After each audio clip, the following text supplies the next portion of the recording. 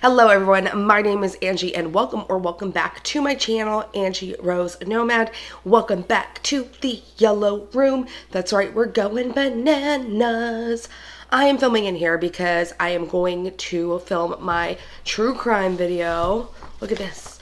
Look at this script. Oh, it's like 6 pages of delicious goodness.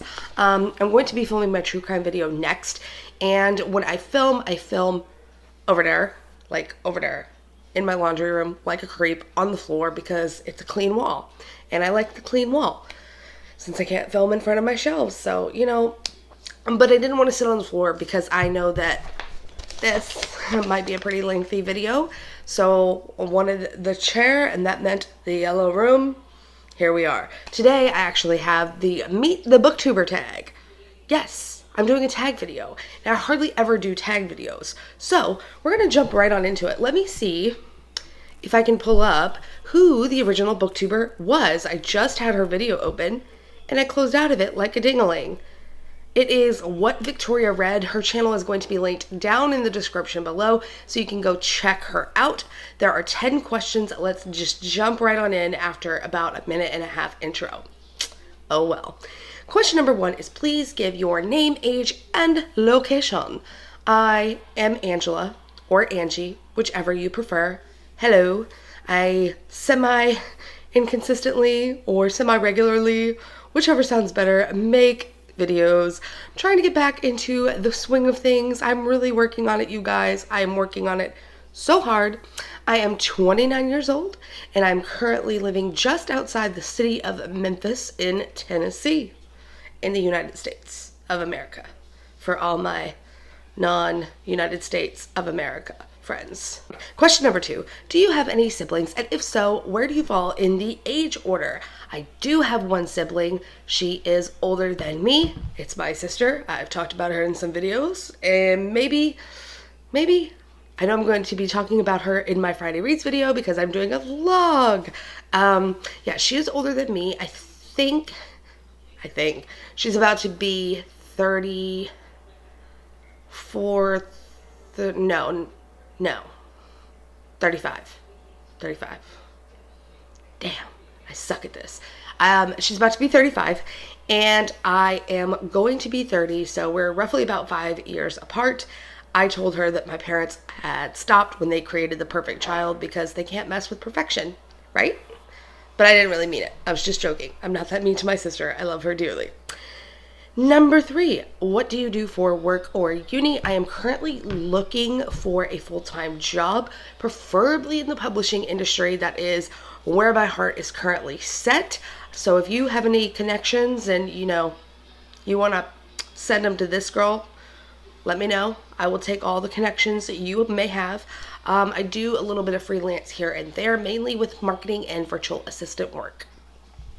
And number 4, do you have kids? No, which is much to the chagrin of my mother and half of my family. So my dad's family is from the South, and Southern women of a certain age, like picture 50s and up, kind of picture women to either, well, they don't either. They picture women to get married and have babies right away. Like as soon as they're able, as soon as they're over 18.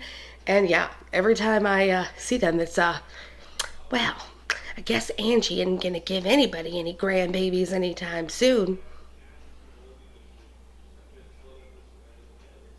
Judgy much? Yeah, that's what I have to deal with. To which I reply, and they get very, very upset. Well, I can always get another dog and we can dress it in clothes. Because I have 2, but if you really want a grandkid that bad, they don't talk back. You can put it in little clothes. You can even feed it from a bottle if you want. Yeah, that's how I feel about that. I mean, I do want kids eventually, but Jesus. Like, really? What's the hurry? Question number, I don't even remember, 5. Do you have any pets? Yes, I do. You will probably have seen them if you watched my dog's ancestry pics, my TBR.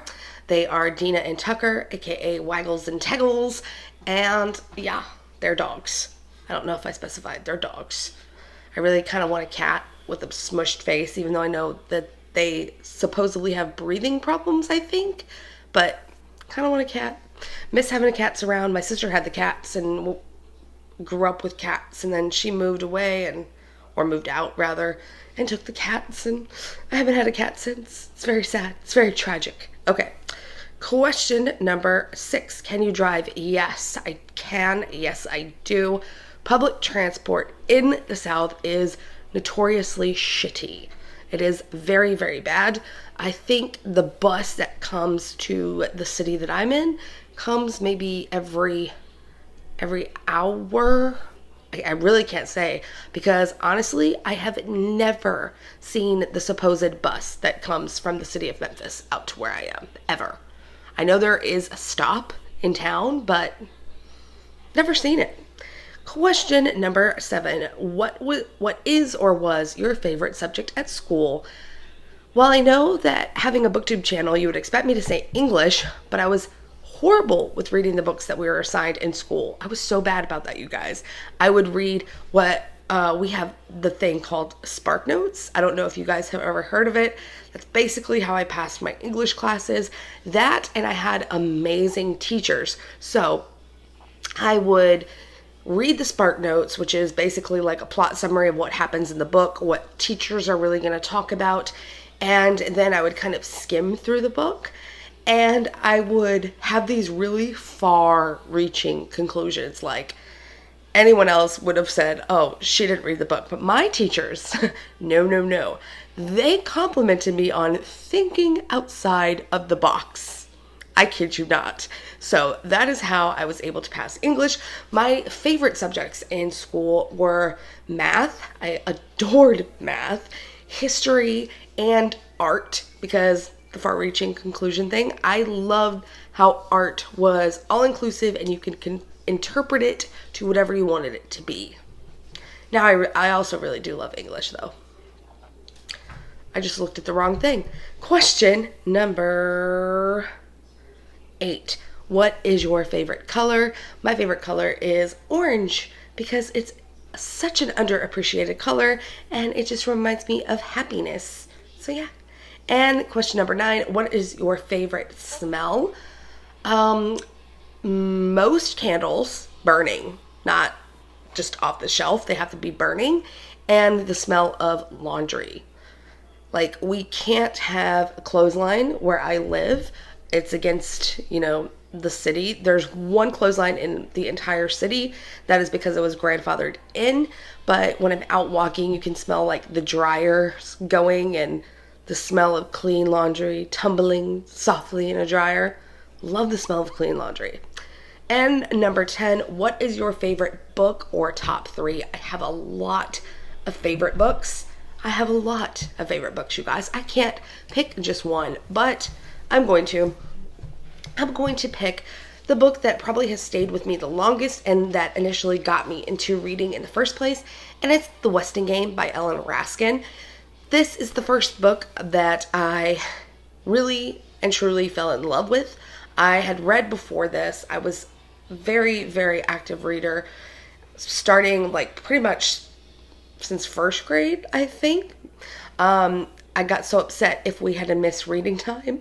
Like, okay, you can't see it now, but right here, my front tooth used to be chipped because I had fallen at school on the playground and chipped my tooth.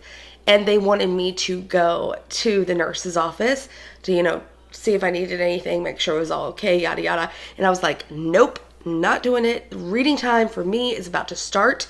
They would pull us out into the hall one by one and we would read. And I was not doing it. I was sitting there with a little paper towel in my gums because they were bleeding a little bit and reading my books. So this is the very first book that we read as a class. I don't remember what grade, but I remember I went back to it the next year, the year after that. I try and read this once a year. It is extremely short and just such a wonderful book. I don't know if she wrote anything else before she passed away or not, but this is about a mystery. So this very, very wealthy man has passed away, and there were people invited to live in this apartment building rather. So Everyone is there for a reason except one person, but the guy passes away and everyone kind of gets this challenge that says you will be teamed up with someone else, and if you can solve this puzzle, then you will inherit my will. And they're not teamed up with people that they would normally gravitate towards. So it's kind of working on the bonds of friendship, of unlikely pairings. Really, really enjoy it. It's just such a fun read. And I really recommend it if you have not read it already. Yeah, so I'm going to read the back because I don't know if I did this book justice. So it says, a highly inventive mystery begins when 16 unlikely people gather for the reading of the very strange will of the very rich Samuel W. Westing. They could become millionaires depending on how they play a game. All they have to do is find the answer, but the answer to what? The Westing game is tricky and dangerous, but the heirs play on through blizzards, burglaries, and bombings. That's that one. Okay, so that is the Meet the Booktuber tag. I hope you enjoyed this video.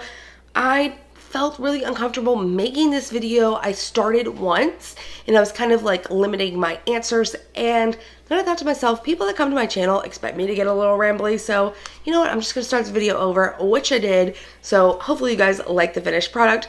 I don't know who to tag because I don't know who has done this video, but if you are watching it and want to do it, I would love to hear more about you. Please comment if you are going to do this video and I will go check it out. As always, I want to thank you guys so much for watching. So like I said, if you liked it, please give it a thumbs up and subscribe to my channel to become part of the tribe if you have not already. And there is a fly. I'm gonna go so we can murder him. Yep. Say goodbye to the fly, y'all. Say goodbye. Goodbye, fly. Bye, guys.